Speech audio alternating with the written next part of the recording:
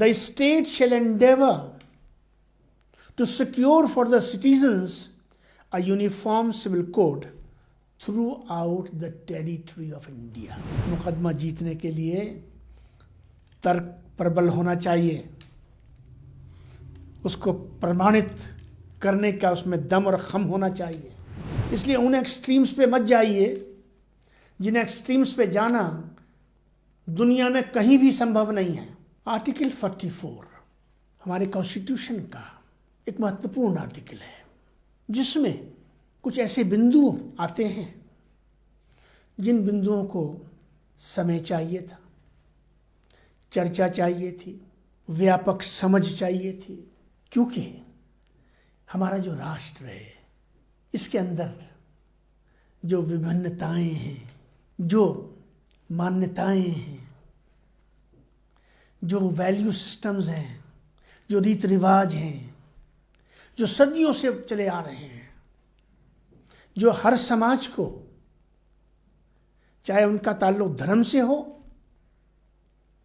या समाज से हो या परंपराओं से हो, उनको रातों रात न छेड़ा जा सकता है न छोड़ा जा सकता है। इस बारीकी को समझते हुए संविधान के निर्माताओं ने दूरदर्शिता दिखाते हुए और भारतीय परंपरा में विचार को फलने का, फूलने का, व्याख्या को पाने का एक मंत्र दिया जाता है, और वो मंत्र है बात करने से, डायलॉग से। एक ऐसी समझ का निर्माण किया जाए, पैदा की जाए, जिससे यूनानिमिटी आ जाए, एकता आ जाए। तो अनेकता में एकता को छेड़े बिना तो वो बिंदु उनको लक्ष्य बना के रखा गया कि इसके लिए राष्ट्र जो है वो प्रयत्नशील रहेगा और प्रयास चलता रहेगा, और जिस समय हम किसी कंसेंसस पे आ जाएंगे, आम सहमति पे आ जाएंगे या आम सहमति बन जाएगी, तो हम अपनी संवैधानिक व्यवस्थाओं के द्वारा उसको आगे ले जाएंगे। तो यूनिफॉर्म सिविल कोड की हम बात कर रहे हैं दोस्तों, ये आर्टिकल 44 में आता है। आर्टिकल 44 कहता है, पहले अंग्रेजी में बताता हूँ फिर आपको उसकी हिंदी बताऊंगा। Article 44 defines directive principles in our constitution. It says, it is the duty of the state to secure for the citizen a uniform civil code. राष्ट्र की, राष्ट्रीय नेतृत्व की और संवैधानिक व्यवस्थाओं की यह सामूहिक जिम्मेवारी है कि वो राष्ट्रीय स्तर पर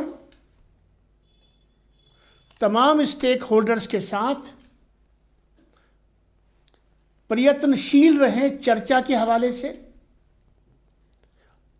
और प्रयास करते रहें कि एक आम सहमति बन जाए, जिससे कि जैसे कि पूरे राष्ट्र में एक विधि और एक विधान चल रहा है सभी बिंदुओं पर। तो जो बिंदु ऐसे हैं जहाँ पे एक विधान नहीं आ पाया है, उसमें हम एक विधान को लेके आ सके। इसमें कई बिंदु आते हैं, इसमें काउस लॉटर भी आता है, उसमें यूनिफॉर्म सिविल कोड भी आता है, और भी कई बिंदु आते हैं। मैं इस समय यूनिफॉर्म सिविल कोड पर अपना ध्यान केंद्रित कर रहा हूं। उसके बारे में कहा गया, राष्ट्र को कॉन्स्टिट्यूशन के निर्माता कॉन्स्टिट्यूशन के कंटेंट में डायरेक्टिव प्रिंसिपल के तौर पे क्या डाल रहे हैं। The state shall endeavour to secure for the citizens a uniform civil code throughout the territory of India. अर्थात राष्ट्र प्रयत्नशील रहेगा तमाम भारतीय शहरियों के लिए एक समान आचार संहिता के निर्माण के लिए और उसको लागू करने के लिए पहली बात, ये एंटी मुस्लिम नहीं है, ये मुस्लिम सेंट्रिक नहीं है, ये मुस्लिम केंद्रित नहीं है, ये केवल मुस्लिम विरोधी नहीं है। ये चार मान्यताएं, चार भूमिका, जब कॉमन सिविल कोड, जिसको कहते हैं यूनिफॉर्म सिविल कोड को आमतौर पर कॉमन सिविल कोड बोला जाता है, जब यूनिफॉर्म सिविल कोड की या कॉमन सिविल कोड की बात होती है, सबसे पहले हिंदुस्तान का मुसलमान कूद जाता है। वो ये समझता है और उसको ये समझा दिया गया है कि ये इस्लाम विरोधी है, ये मुस्लिम विरोधी है, ये मुस्लिम सेंट्रिक है। ऐसा नहीं है। जितनी भी हमारे यहां धर्म के मानने वाले लोग रहते हैं, हिंदू हैं, मुसलमान हैं, जैन हैं, बौद्ध हैं, सिख हैं, पारसी हैं, यहूदी हैं, बहाई हैं, आज की परिस्थिति में, आज के हालात में कुछ के साझे हैं, जैसे हमारे जैन बंधु हुए, हमारे सिख बंधु हुए, उन पर हिंदू सक्सेशन एक्ट लगता है, चल रहा है, साझा है, प्रश्न है, मेरा विषय नहीं है वो। इसी तरह से क्रिश्चियंस का अपना है, बुद्धिस्ट पर भी हिंदू सक्सेशन एक्ट ही चलता है। कभी कभी बात उठती है, फिर कहूंगा विषय नहीं है मेरा, लेकिन जब भी ये विषय उठता है, मुस्लिम्स सेंट्रिक बन जाता है। नहीं बनना चाहिए। मैं हिंदुस्तान के मुसलमानों से कहना चाहता हूं, एज ए मुस्लिम, आप सबसे पहले क्यों कूद पड़ते हैं साहब? क्या ये आपके लिए लागू हो रहा है? खाली एक राष्ट्रीय चर्चा का विषय है, लॉ कमीशन को दिया गया सरकार द्वारा, सबसे एक क्वेश्चनर बनाया गया, पूछा गया, वहां से एक टिप्पणी आ गई, वो सरकार के पास है, आगे पार्लियामेंट है, चर्चा होगी, चर्चा चलेगी। इसमें कौन से बिंदु आते हैं? मैरिज और मैरिज रिलेटेड इश्यूज आते हैं, इसी में डिवोर्स आ जाती है, राइट्स ऑफ सक्सेशन आ जाते हैं। अब जब हम बात करते हैं मैरिज की, तो उसमें हम 3 इशू दे देते हैं। डिवोर्स आ जाता है, सेपरेशन आ जाता है, मेंटेनेंस आ जाता है, फिर सक्सेशन इनहेरिटेंस राइट्स आ जाते हैं। ये दूसरा विषय आ जाता है, यानी प्रॉपर्टी में कैसे डिवीजन होगा। तीसरा गार्जियनशिप का कंसेप्ट आ जाता है।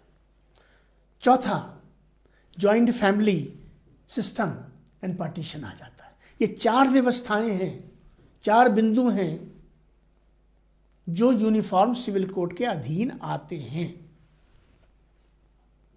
एक मोहम्मडन लॉ है, हिंदू सक्सेशन एक्ट है, गार्जियन एंड एडॉप्शन एक्ट 1956 है, कई सारे व्यवस्थाएं मौजूद हैं। मेरे सामने विषय यह है दोस्तों, नंबर 1, ये राष्ट्रीय बिंदु है, राष्ट्र को प्रयत्नशील उसमें रहना चाहिए, ये राष्ट्र का दायित्व है। राष्ट्र की सभी इकाइयों को उसमें अपना योगदान, अपना हिस्सा डालना चाहिए, ये हम सबकी जिम्मेदारी है।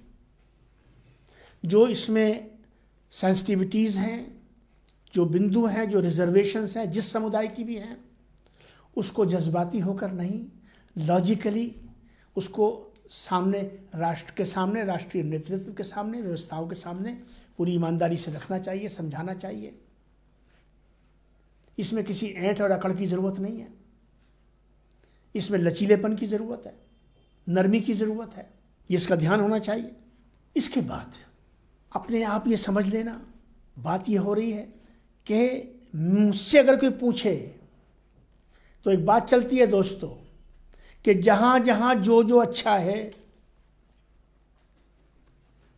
उसको लिया जाएगा।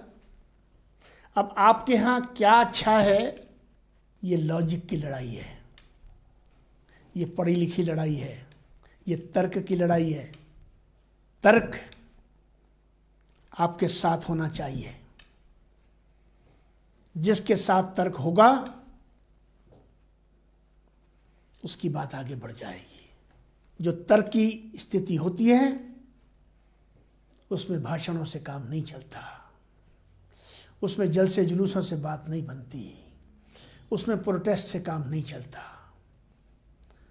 उसमें तर्क से काम चलता है। ये बिल्कुल ऐसे है कि जैसे जब आप अदालत में जाते हैं तो जज्बाती तकरीर से फिल्मों में तो हीरो जीत सकता है या जिताया जा सकता है, लेकिन कटहरे में खड़ा हुआ मुजरिम और उसकी वकालत करने वाला, पैरवी करने वाला वकील तकरीर से या अपनी भाषा के फ्लो से या बहुत भारी टर्मिनोलॉजीज के इस्तेमाल से प्रभावित तो कर सकता है,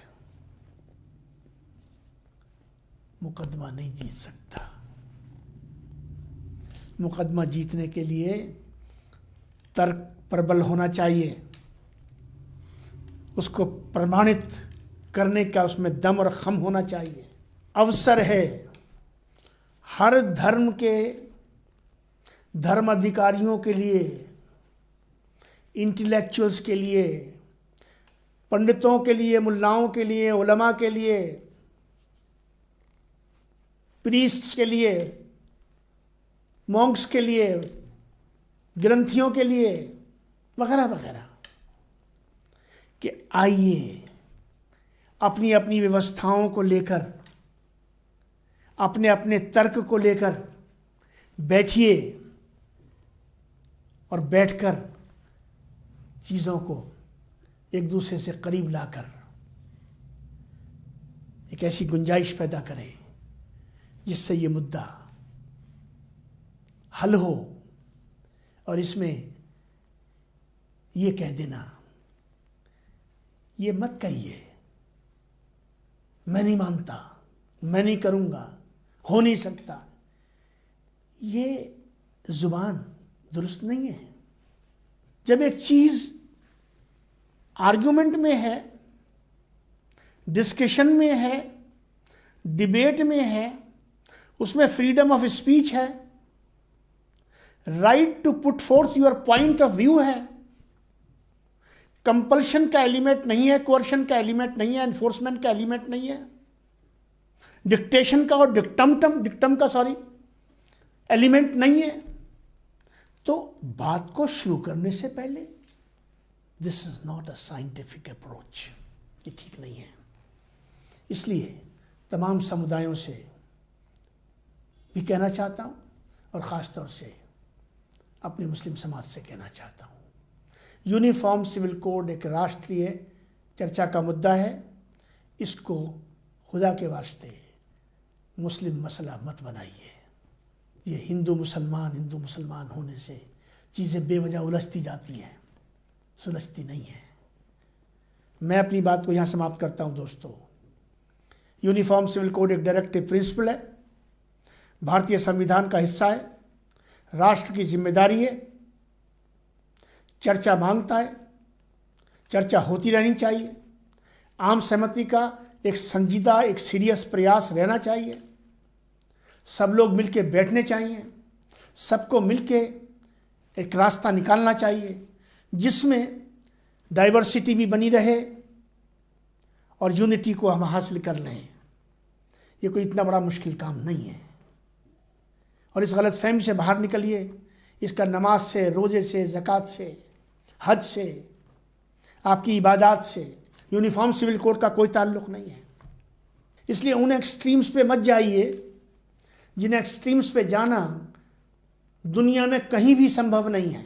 कि पूरे विश्व में एक भी मुस्लिम राष्ट्र ऐसा नहीं है जहां पर पूरी इस्लामी शरिया उस स्कूल ऑफ थॉट के मुताबिक जो वहां प्रचलित है लागू हो।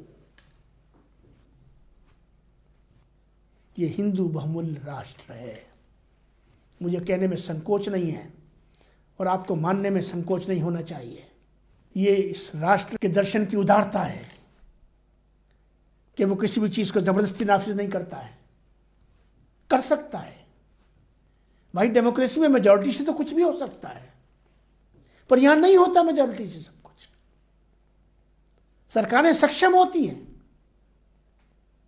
ये आज की सरकार क्या नहीं बना सकती है कानून? ये सब कुछ बना सकती है, पर क्या ये सब कुछ बना रही है? तो क्यों ऐसी बात को हम अपने ऊपर ओढ़ते हैं भाई? इस उदारता का हिस्सा बनिए, इस उदारता को अपना एसेट, अपना ट्रेजर बनाए हम, और इसी के अंदर से हम इस गुलशन को सजाने की नई नई शाखें, नई नई टहनियाँ, नए नए फल और फूल पैदा करने में अपना योगदान देने के लिए अपने आप को पाबंद बना लें।